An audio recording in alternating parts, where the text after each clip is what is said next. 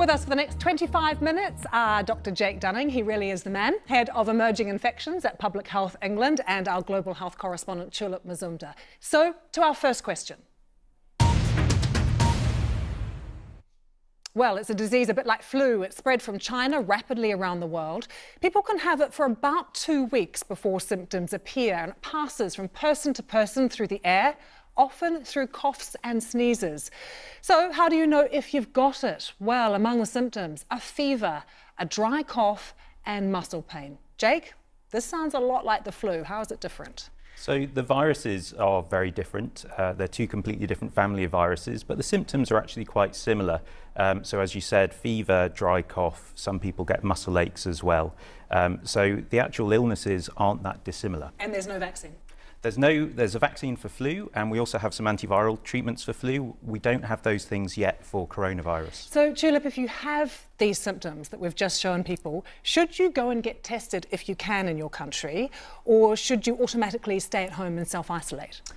Well, what you do depends on where you are in the world. But if you are concerned that you have coronavirus, i.e. you've been to a country that's got lots of cases, or you've been in touch with someone that you know has coronavirus, then a good idea would be to self-isolate. Here in the UK, for example, there's a 111 service. It's an online service, 111 NHS. You can also dial the number and they will give you good information. Elsewhere around the world, yes, good idea, self-isolate in the first instance. Contact your health provider on the phone. Don't go in and they will be able to give you some good advice. Well, Julie in Singapore recovered from the virus and she told us about her symptoms.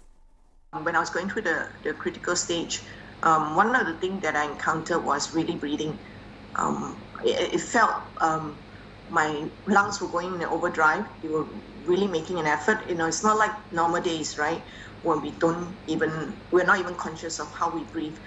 It was just so laborious trying to get from my bed to the bathroom, which was like, 5 meters away. Just walking to the bathroom, and it was just challenging. So good to see Julie has recovered. Jake, is breathing one of the main causes of concern? So certainly those who get more sick, and that's only a small proportion of people, they can get quite difficult problems with their breathing. But that's less than 1 in 5 people who will get that sort of severe illness where it really makes it difficult to breathe and gives a really bad cough as well. And when you look at the figures, flu has killed so many more people this year than the coronavirus. Why are we so concerned? Why are we taking it so seriously? So this is a new virus, so very few people have immunity to this virus so far, because they haven't seen it before. And also it's spreading quite quickly around the world. So there's a potential for a lot of people to become infected very quickly and become infected before we've developed a vaccine and before we have effective treatments available. And it's older people that are the great concern at the moment. If that's the case, Jake, why are they shutting schools and universities? So in some countries, not all, they have made the decision to close schools and universities.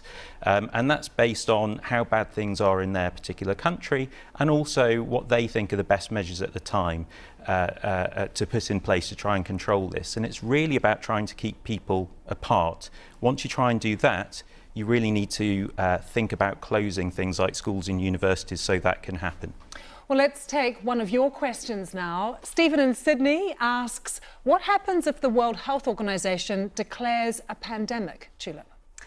Well, the World Health Organization isn't planning on declaring a global pandemic. They've said they've already declared an international public health emergency, and that is the highest rate of urgency that there is.